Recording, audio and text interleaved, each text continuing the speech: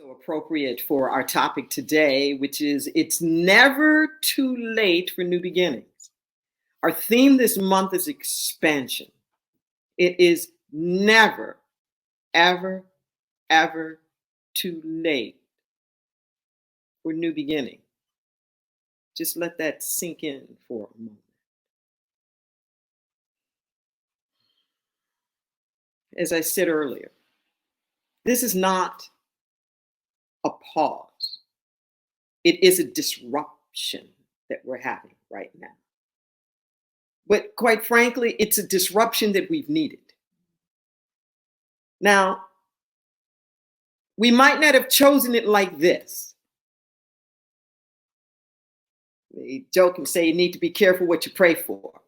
Because I wasn't really sure what it was that was going to shake us out of our complacency, what it was that was going to make us realize that we were really just one planet, one people. What was it that was going to stop us off of a track of just mass consumerism? What was it that was going to make us just think and reconnect? Well, I wish it would have been something else. But we're here. And I think that we'll find that true in our lives mainly, that we grow in those times of crises. We grow in those times of real stretching when we don't have all of the resources that we used to have before, or things look a little bit different. I know that there are those moments when I'm literally on my knees. I can think of a particular time at the end of a breakup, and I had that image because I kept playing Teddy Pendergrass's TKO. Think I better let it go because it looks like another love TKO, like another total knockout. And I just allowed myself to have that feeling of just laying there in the rain. And it was like I could hear the universe saying 10, 9, 8, or whatever it is. 1, 2, 3, like up to 10. It's like, okay, I'm not moving. I'm not even trying to get up. Because that's the vantage point that I needed to be at that moment. Because I could see things from there. It's like when you lay on the ground in your home and you can see cracks in the ceiling you couldn't see before. You can see stuff underneath the sofa that you couldn't see before. You can't kill something with the same consciousness that created it. We want to transform, but we don't want to change. And if we really want to grow, if we really want to have those new beginnings, it means that we have to dislodge. New beginnings isn't just adding on to whatever it was that was there before. There's no going back. We're in the springtime now. Yes, there are new flowers. There's new grass. There are new things that are happening. But it's not trying to repeat. This is 2020. Nature's not trying to recreate the spring of 2019 or 2018 or 1818 or 1318. It's new today. Just let that sink in for a moment. What would that look like new today? I'm reminded of a story that my mentor, Dr. Michael Beckwith, told us once. And he was talking about a workshop that he had done. It's about like 8 weeks, 7, 8 weeks, something like that. And as people were leaving, they were thanking him and, oh, we've had such a wonderful time. And this one woman stood in front of him and thanked him and said, I can't even remember what I was so worried about when I came in. And it worried her that she couldn't remember what she was worried about. And she stood there in front of him worrying long enough to remember what she was worried about before. And then she says, oh yeah, now I remember. Okay, good, thank you. How many of us do that?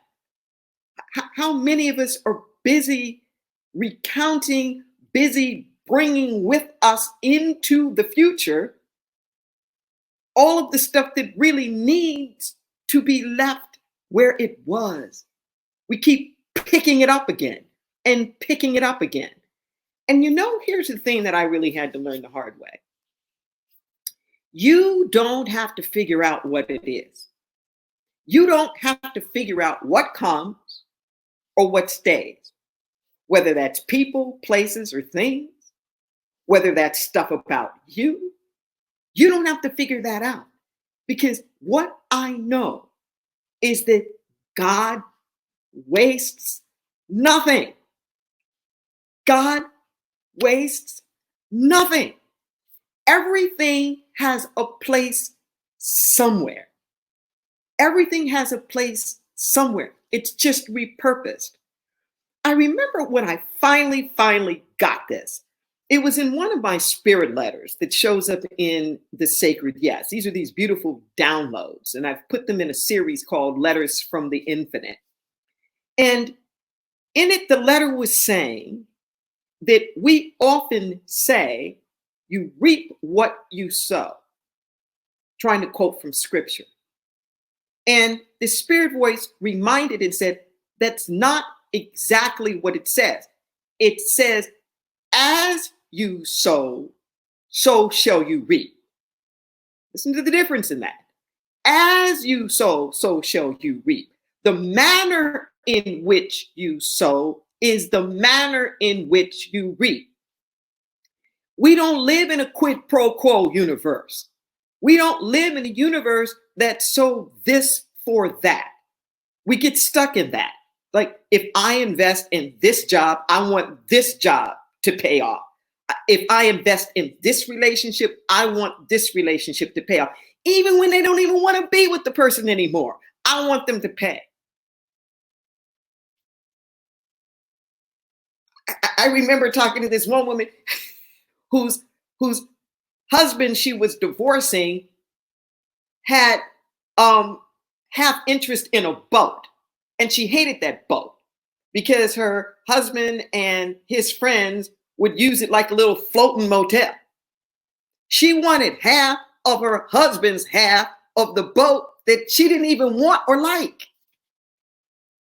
And I'm not saying don't get your just due, but what does it mean when we want new beginnings, but we still want to have as our source the stuff that we're trying to get away from? If one door closes, another window opens. It's become nearly cliche now when we hear that. But really think about those implications. We get stuck on the form, like it has to come this way. And if it's not this way, then it's not going to be at all. And in this spirit letter, it was saying it's not so much you do this, then you get that, but as you sow, so shall you reap. The manner in which you do it. So if you go about your life lovingly and graciously, then you get to experience life lovingly and graciously. If you are stingy with your money and stingy with your giving, then you're going to experience that on the side of receiving. That even if the universe is pouring things out on you, if there's no part of you that's an even flow out of you, then you won't be at ease enough to have the flow come into you. And in this letter, I love the way it put it. It said, the seeds are mine. The seeds are mine. The sowing and the reaping is what you do with the seeds, but the seeds are mine. And because the seeds are mine, there's always a good harvest that can come out of it. Always a good harvest, regardless of how you sowed. And it's that even if you have beautiful, precious seeds, if you sow the seeds with ill intent, you won't be able to experience the blessing out of your own seeds. You won't be able to experience the blessing out of your own seeds because of your ill intent in terms of how you did it. They said there's always a good harvest. There is always a good harvest, regardless of how you have sown the seeds, because all of the seeds are mine. I said, and even if the harvest is to be the demonstration of what should never happen again, that might be the harvest. I remember when I first got this, and this isn't even something that I'm proud of, but it did happen, but it made me understand it. This was years ago when I was doing corporate at Prudential in Century City. And I think at this particular time, we were in the East Tower on the 39th floor. I was taking the fundamentals classes of religious science at the time, and we were told to do something like give an anonymous gift to somebody. Well, at the time I was in this new relationship, and there were bouquets and roses and stuff that were coming to me all the time. And I knew people were just excited to see them come. And they were like, woo, woo, woo. And the person at the reception who would be the one to get this stuff would comment about the fact that she never would get anything. And I don't know where I got this particular thing from. It was a silk, but kind of plastic floral arrangement in these colors that I really didn't like. I personally thought it was hideous. I don't know how I got it in my possession, but I had to do this class assignment where to give something anonymously. So it was something that I really wanted to get rid of. And I put it on her desk. And oh my God, she was so grateful. She was so happy. She was so busy telling everybody how she had never gotten any flowers in her life. And it was like there was some mysterious person in this office who cared about her. And I felt so much shame because I hadn't done it with the right spirit. I hadn't intended for her to really enjoy it. I'm glad that she did. But if you can get my point, that even though I wasn't even sincere about it, there was a beautiful harvest that came out of it. She really enjoyed it. It could even be something as terrible as a rape. And yet every human being is precious. It doesn't matter how we got here. And that the same kind of seeds of us as human beings, that regardless of how those seeds were sown, regardless of the makings, there is something about us as human beings that shows that there's potentiality there. So it's the same thing with all of the stuff that we're doing. I look at the stuff that we're using now, a lot of our technologies, like GPS systems and cell phones and all the rest of that. That was originally created for military usages. I'm just saying. But with a repurposing, it can have such a benefit. It is never, ever too late for new beginnings. Don't get stuck on what has happened. Don't get stuck on what hasn't happened. Now, what I'm going to say here may sound really crazy, but even in physics, we're understanding that it's true. We call it a time-space continuum, but it really, really doesn't exist. What we call now is an energetic conversion of the so-called past, the so-called present, and the so-called future. Just as I was talking about with a seed, within the seed is all of its past. Within the seed is all of the DNA from all of the plants before it. It's carrying that with it. there is what it is in this moment and its capacities for what it can do in this moment. But also within that seed are the seeds of all the future seeds for that plant for on into eternity, all in that moment, all in that moment. And that's how it is with us. And that's how it is with consciousness. That in this moment right now, there's everything that's ever happened before. It may not be activated, but the energy of it is there. There's where we are right now. And there's the rippling effect of everything that we do that will go on through all eternity. So with these moments right now of this disruption, so to speak, we have that opportunity to tune in. It's these moments where I say the veil is thin. So we can hear, for example, the cry of the earth in ways that we haven't been able to hear it for a really long time, as things have quieted down a bit in terms of our massive consumerism. The skies are bluer. I've noticed even around my yard, the bees. We haven't had bees like this in a very long time. The waters are clearing up.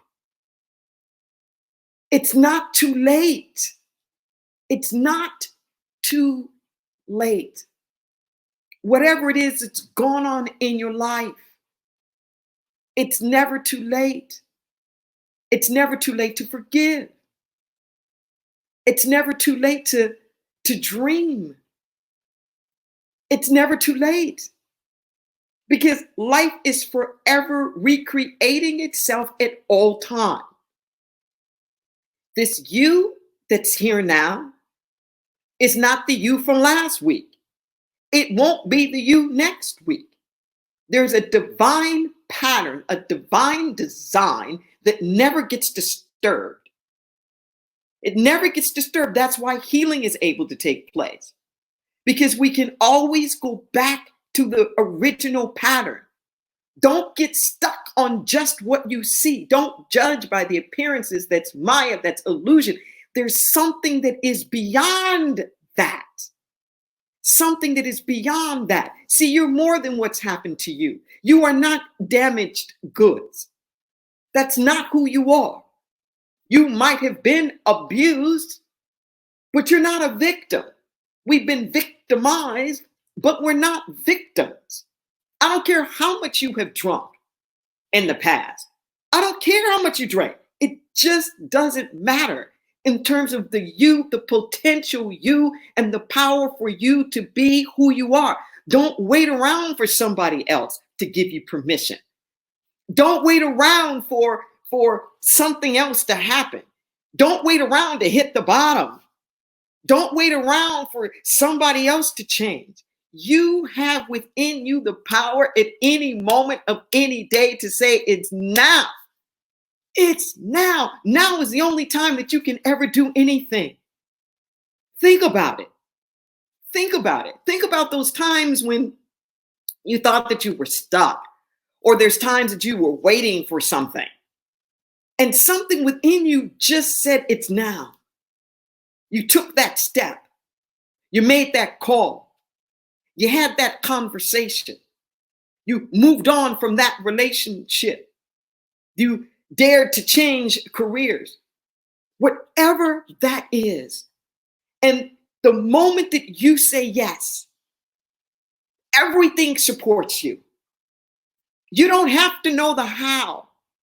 You don't have to know the how. We don't know the how. Who could have predicted this moment? We don't know how.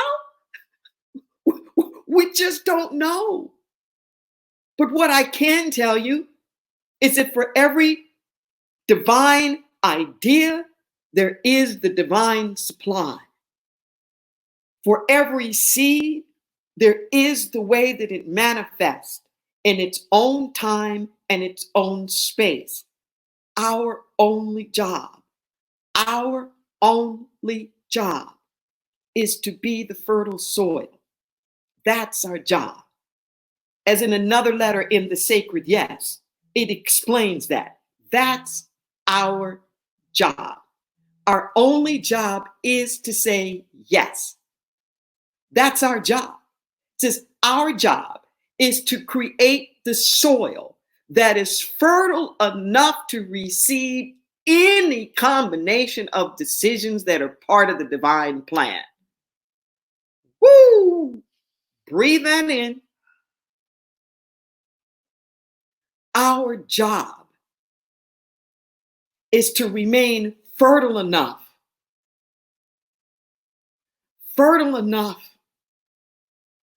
to accept any combination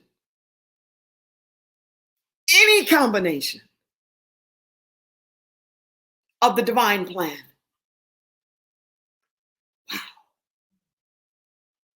Wow. Not what do I leave out? What stays? When does this come? When does this happen?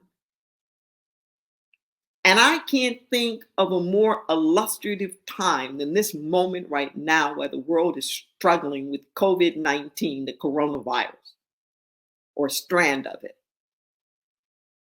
than this idea of what I am talking about. To remain fertile enough to accept any combination of decisions that are part of the divine plan. That there is so much that's going on right now. And if we can move away from resentment, we can move away from the restlessness of how long is this going to be? And I see more of us asking those questions, is it long enough? In the Sacred Yes, it says, stop asking me questions like, when is this going to be over? Stop asking me questions like that. Ask me the questions. Not how long will I be in this, but how long will I have the opportunity to be in this situation that creates such new perspectives on life that help me grow and transform? And Lord, is it long enough? Is it long enough? We're in an unprecedented moment in human history. Let's not squander it. Regardless of the circumstance that you find yourself in, it's never going to be quite the same again. And know that there's seeds of promise in that are going to lift us up and take us to higher heights. Just breathe that in. And I'm going to bring my sister Jen in to sing us a prayer. I see. My God, which art in heaven, hallowed be thy name. Thine kingdom come, thine will be done in earth as it is in heaven. Give us this day our daily bread, and forgive us our debts as we forgive our debtors. Then lead us not into temptation, deliver us from evil. For thine is the kingdom and the power and the glory